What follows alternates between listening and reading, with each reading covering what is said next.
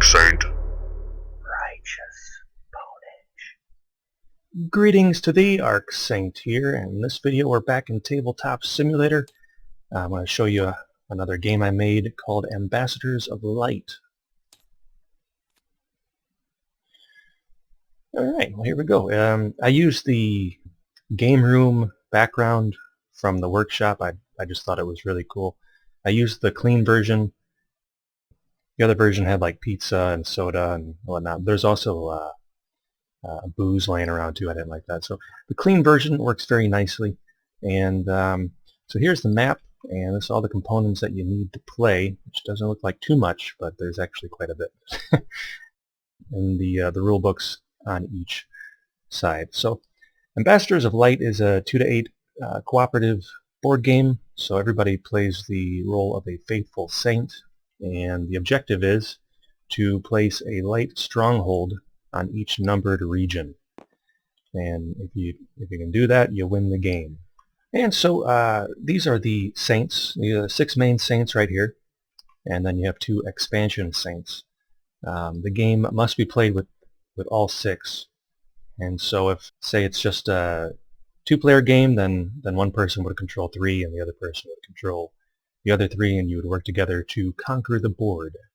And so I'm going to go over the 5 main abilities that they can all do, and then the special abilities that each saint has, because they're all different. They all have their own unique thing. And teaching this game is kind of hard because there's so many mechanics that are like interwoven. So bear with me if you would. So it's laid out so that you can just select which saint you want to play as, and you just grab it and drag it over to your area. And it comes with your player token, which at the beginning of the game you would place at a start location. There should be 7 of them.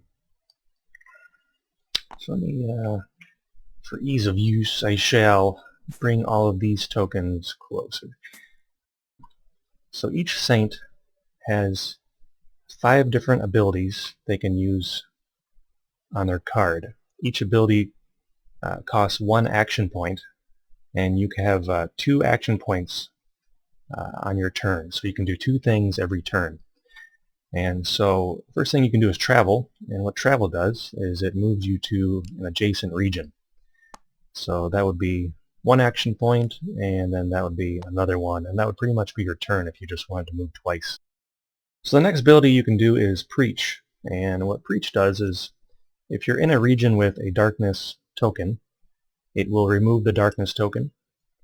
If you're in a region without any darkness tokens, you'll get a convert token. And so if you get 12 converts in a region, you'll win the region and you place a light stronghold here. The other ability you can do is Bless, and what Bless does is it draws a light card. Okay, so drawing a card is 1 action, and then playing a card would be another action. So you could draw and play a light card on the same turn, or you could draw 2 and then just hold on to them. But if you were to play this one, Gospel Tracks, so add 3 convert tokens to your region. And so that would add 3 more of these guys right here. The next ability is Pray, and what Pray does is it removes a sin token from another saint. And so you can't use Pray to remove tokens on your own character, but other characters you can. And so that's where teamwork comes in. The other thing Pray does is it removes a worker of iniquity in your region. And so that's these guys right here. Now these guys will steal your blessings. They'll steal your light cards. And if you don't have any light cards, then you'll take a sin token. And if your card gets full of sin tokens, then your character is essentially shut down and he can't do anything. And another saint has to come into the region and sacrifice light cards to revive you. And so if a saint came into this region and sacrificed a light card, you would be back in the game, but you would still have 2 sin tokens left. And so that's the idea behind the sin tokens. The final ability that a saint can do is the special ability, and each saint has a different special abilities. Most of them have 2 to choose from. They're detailed on the card. Now you can only use the pray and special abilities 1 time per turn. Everything else you can do 2 times if you'd like, but you only get 2 action points per turn. And so that's pretty much the basics as far as what each character can do. They got multiple options of what you can do every single turn. So to go over the differences of each character you can play, the Bible teacher, his passive is heresy tokens cannot affect the region you occupy. And so heresy is going to come into play, and what heresy does is if you're in an area with heresy and you go to use the preach ability, you have to roll a 1, 3, or a 5 in order to get a convert. And so if you don't get a 1, 3, or 5, there's a 2 there, what happens instead is you get a heretic token that shows up in the area. And what heretics, what they do is at the end of the darkness phase, you're going to roll a d6, and if this lands on a 6, the heretic will convert a convert into a heretic, essentially. So you get 2 heretics there, which is not a good thing. And so heresy can be very dangerous, but if the Bible teacher is in a region with heresy, he nullifies it, and so there won't be any heretics showing up. The second thing he does, which will be his special ability, is he can turn a convert into a disciple. Now, get a heretic back. What disciples do is they battle heretics. So at the end of the light phase, you're going to roll a d6 if there's any disciples on the board, and if it lands on a 3 and there happens to be a heretic in the same region, that heretic turns into a convert. And so one of the ways to battle heretics is through disciples. It's pretty important. The other thing about disciples is they can't be destroyed by darkness cards, which are drawn on the darkness phase. And so some darkness cards will either split up or just outright get rid of converts. And so disciples are trained up in the word, so they're stronger. The other thing he can do, his other special ability, is to reduce a heresy tokens level by 1 to a minimum of 1. And so there are 3 levels of heresy. This here is heresy 2, heresy 3. It's right here. And so if you're in an area, or even if there's a heresy on the board you want to lessen, say somebody else is having trouble in an area, you can take it down a notch. Because on this one you have to roll a 1 or a 3 to get a convert. And so you can take it down to heresy 1 from heresy 2, or 3 to 2, and so forth. So that's his ability. He's like the anti-heresy saint. So that's a Bible teacher. Next up is a Christian counselor, and his passive ability is he always draws 2 light cards. So whenever he uses bless, instead of drawing 1 card, he'll draw 2.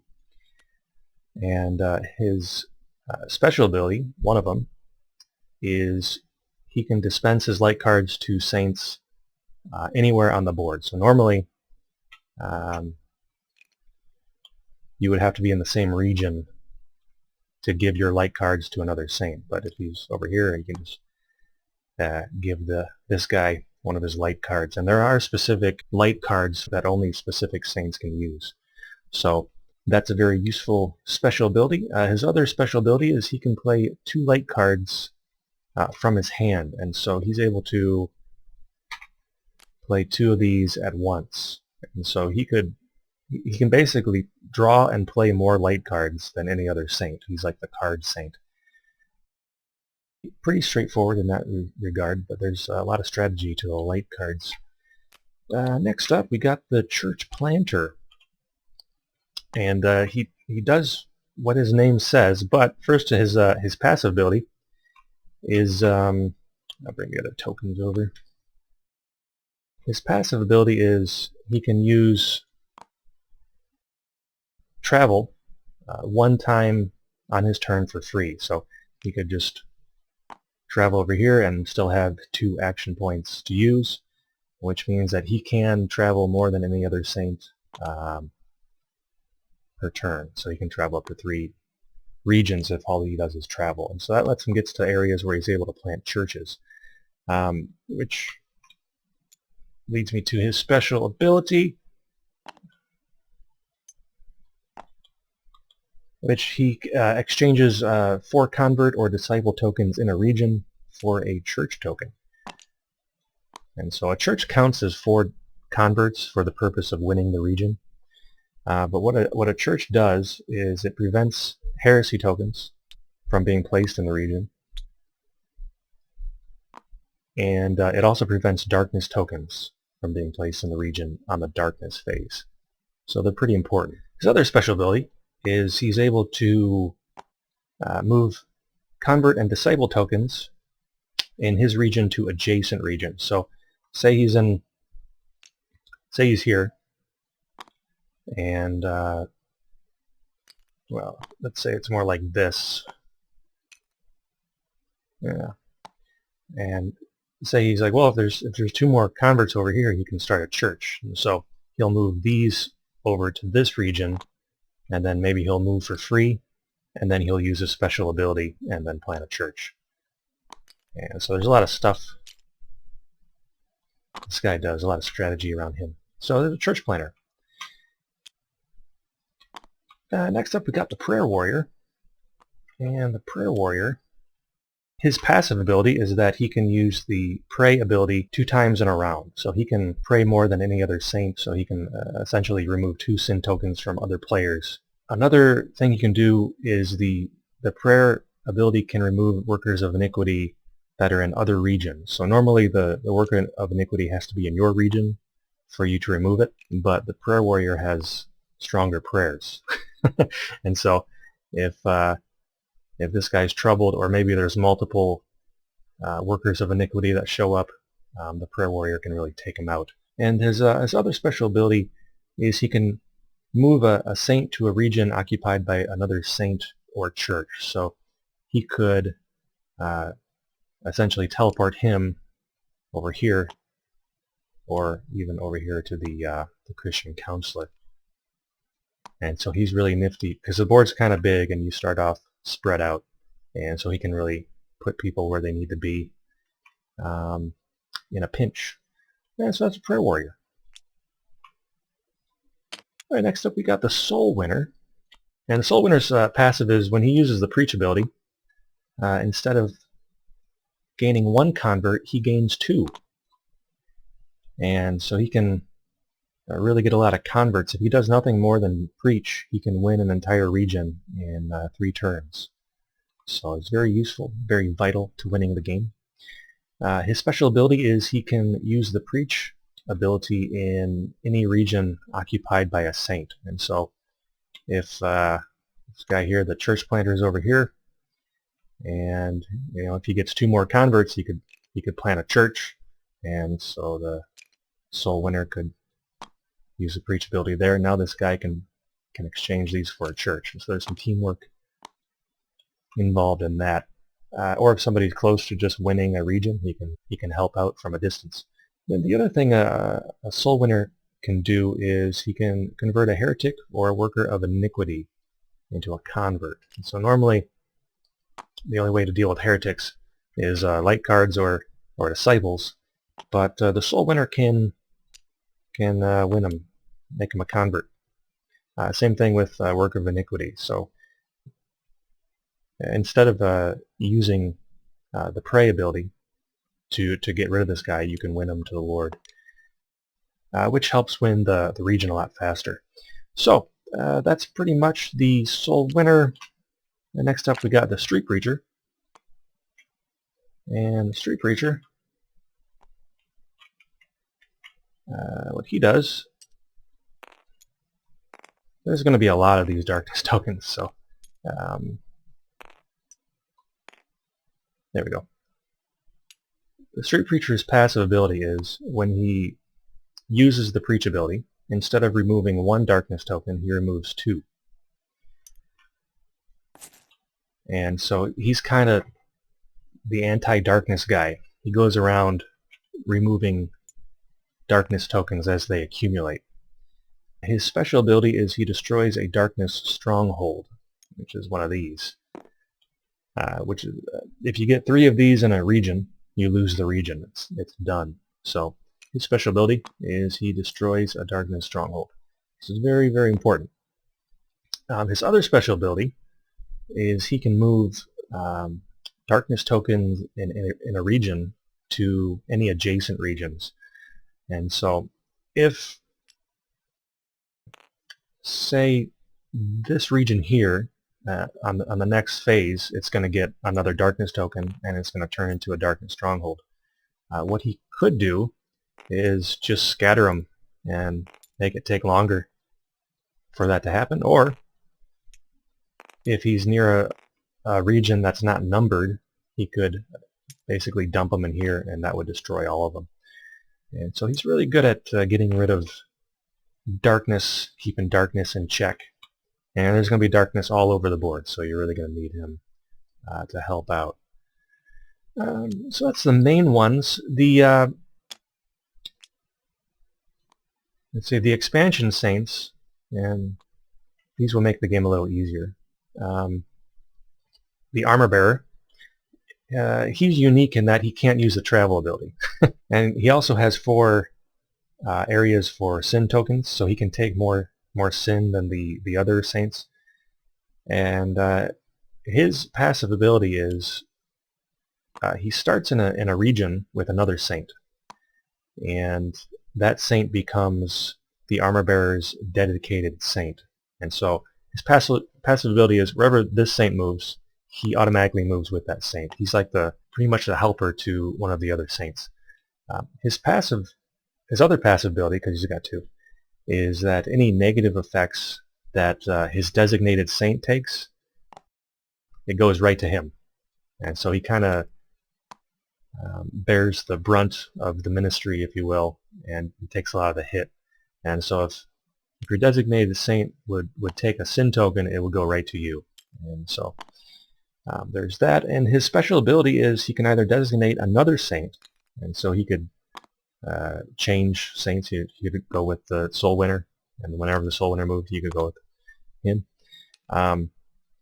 Or he could use his designated saint's special ability, and so he essentially learns the abilities from the saint he's connected to. And so the Armorbearer could actually create disciples because he's linked to the Bible teacher right now. So there's some interesting combos with that. There are some saints that he wouldn't really do all that well with to link up with. And so there's that. The other one is a psalmist. He's the pink one. I'm running out of colors. And the psalmist, his passive is he destroys evil spirits. If an evil spirit shows up in the region, it's automatically destroyed. And the other passive is he negates or nullifies negative region cards. And so there's where'd the region deck go? There it is. At the beginning of the game, each region is going to have a region card, and some of these cards are bad, such as stony ground.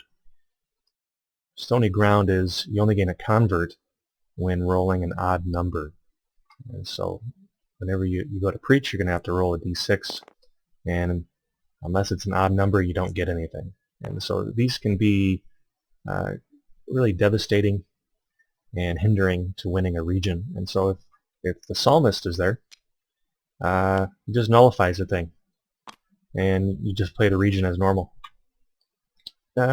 His special ability is he chooses another saint to immediately gain and use 1 free action point. And so it's kind of like, I guess, encouraging another saint and helping them to do more than they're able.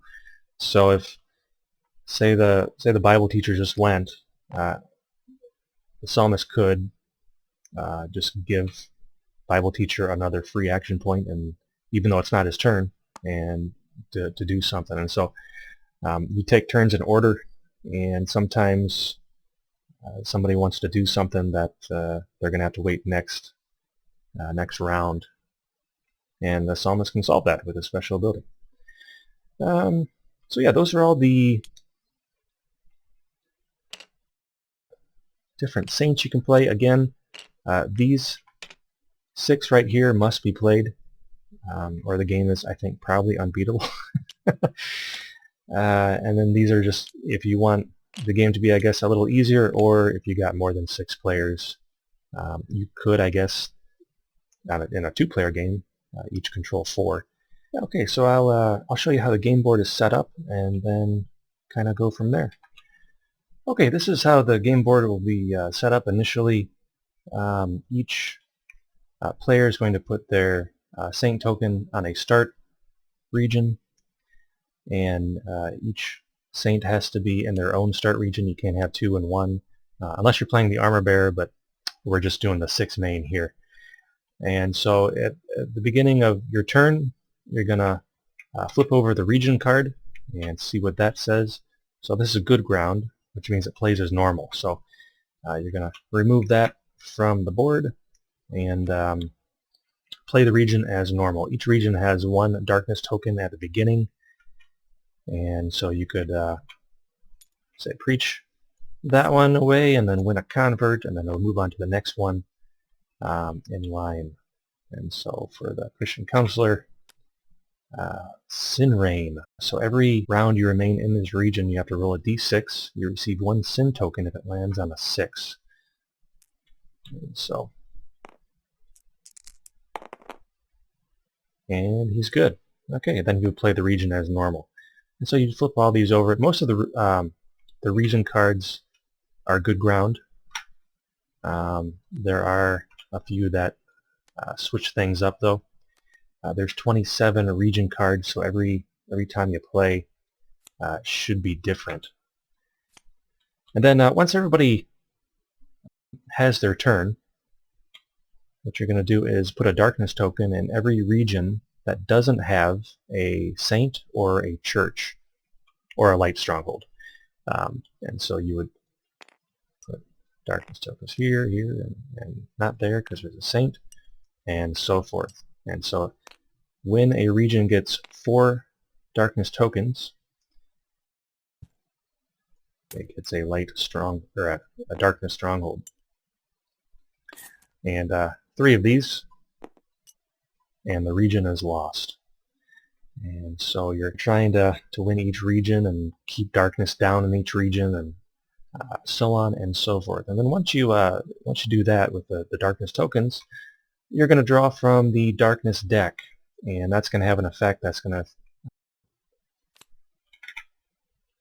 to hinder you in some way. So superfluity of naughtiness, that's going to add 3 darkness tokens to a region. And so to find out what region that is, you're going to use a D20, and you're going to give that a roll. And so let's see, 8. And so you would add 3 darkness tokens to number 8, which is right here. And so this one would essentially look like that. You already have a darkness stronghold. If you enter a region with darkness strongholds, you will take a sin token. Not every round you remain in there, but the initial move in will give you 1 sin token. And you can also get sin tokens from darkness cards, and the amount of darkness strongholds you have also affect different things. For example, one darkness stronghold in a region will put heresy in all adjacent numbered regions. And so let's move these real quick.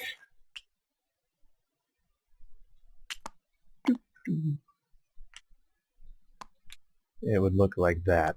And so all the nearby regions would get heresy. If you enter this region, you get a sin token.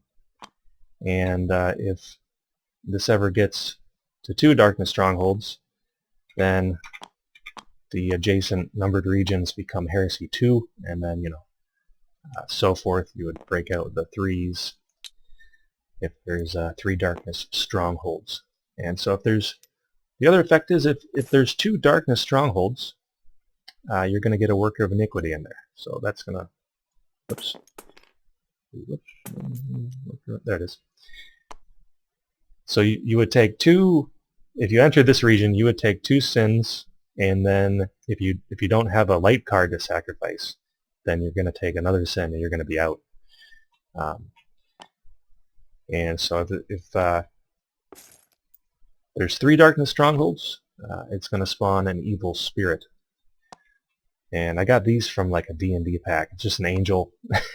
I turn red, and so that's an evil spirit. And what an evil spirit does is during the darkness phase, it's in this region here. Instead of 1 darkness token being added, it'll add 2. And if it's, say it's in a region with another saint, this nullifies the saint's ability to block darkness. And so normally you wouldn't put a darkness token here on the darkness phase, but because the evil spirit's here, it will allow that to happen. Also, the saint would take 1 sin token if this guy shows up there. Every single round this guy moves around, roll a d20, sees, and he goes wherever tells him to go. If he lands on a light stronghold, then he's instantly destroyed. And so that's how you take care of evil spirits. There are some light cards that'll kill him, and of course the psalmist. If the psalmist gets in the same region, he can take this guy out. Yeah, I think I've gone over just about every aspect of the game. Oh, except for constant cards. Yeah, let me see if I can find some of those. Hey, that was lucky. Okay, there's one. That's an okay. Well, there's an attachment. I can use that. Okay, constant. Here we go. So there's There's actually 3 card types. I need to find an instant now. I'll explain that one too. There we go. Okay. So constant cards change how the game is played, and so it might override an established rule, or just add another one. So this, if this darkness card comes into play, spiritual wickedness, the number of convert tokens required to win a region is increased by 3. So instead of needing 12 to win a region, now you need 15. So that's pretty bad. See, a glorious gospel. With this one, gain 1 more convert token with the preach ability. And so if you were to preach in an area without darkness, you would gain 2 converts instead of 1, which also means that the soul winner would gain 3 instead of 2. So that's a really good card to have on the board. Then instant cards can be played either on your turn or during the darkness phase, or pretty much any time you want. So if you have a darkness card that targets you, for this one here, Shield of Faith, this will just cancel it right out. The attachment cards have passive effects, and so this one, Christian Counselor, lets the Christian Counselor search the light card deck for a specific card. These attach to the card, and now this guy has a different way to use the Bless ability. So he can either draw 2 cards, or he could search the light card deck for 1 specific card. So that's like the choice is yours. Another thing is the darkness attachment cards, which are bad. And so if this gets attached to, say, the Christian Counselor, he's only able to use the Bless ability once per turn, whereas before he could use it twice if he wanted to. And so there are darkness cards that destroy light card attachments and light cards that destroy darkness card attachments and constants and so forth. And so the light and darkness decks, they counter one another, and so it's all about getting the right card at the right time. Of course, what you really want to do is get the specific cards for each saint. Each saint has 2 cards that kind of power them up and help them just be more effective in their area of specialty. And so yeah, that's Ambassadors of Light. Kind of a quick overview. Again, the rules are right here, and if you want to know, what it is that the saints preach and how to be saved and all that, there's Bible references in here at the very bottom. Otherwise, it'll just tell you the components and the light phase, the dark phase, pretty much what I explained, but better, all throughout this. So if you want to check that out, this is a prototype. I did all of the artwork in Flash except for the game board. This I took off of Google. I can't remember if it's a free image or not, but I just drew hexes on top of it, hexagons. And yeah, obviously this one's not mine either. I took that from Google. The city kind of looks like it's surrounded by water, so I thought that was kind of fitting. One other thing I forgot to mention was that each Saint mat has a male and female side that you can use depending on what you are. And I went with the silhouettes so that you can just try to envision yourself as the saint you're playing. And so no skin color and whatnot, and most of them probably fit whatever ethnicity you are. That way you can kind of get into the character. Of course, hairstyles will vary, but I really like relating to the character I'm playing, so especially at the very least gender, but yeah, that's an option there. And then yeah, that's pretty much Ambassadors of Light. Again, this is a prototype. I have played this in real life. I have a physical copy of all of this. It's a little different. I don't have these stronghold things. I found this in some kind of a pirate game. I thought those look cool. Those will probably fit. These were originally white, but they blended in with the game board, so I changed them to it's a golden color. I think they stick out a lot more. But yeah, I've play tested this both with my wife and with some church mates, and I did a solo game a little while back. This is not a short game. This took me 2 hours to play by myself, but that could be because I wasn't just thinking of strategy for 1 card or 2 or 3. I was thinking of strategy for like all the cards, and that probably might take longer, I guess. I don't know. It's definitely a in-depth, deep board game. A lot of rules, a lot of stuff going on, a lot of counters and cards and stuff like that. So this is a board game for people who really like board games. It's not a quick thing. So if you want to play test it, if you want to give it a go, you can download it from the workshop for Tabletop Simulator. Yeah, so thanks so much for watching, and until next time, may the Lord be with thee.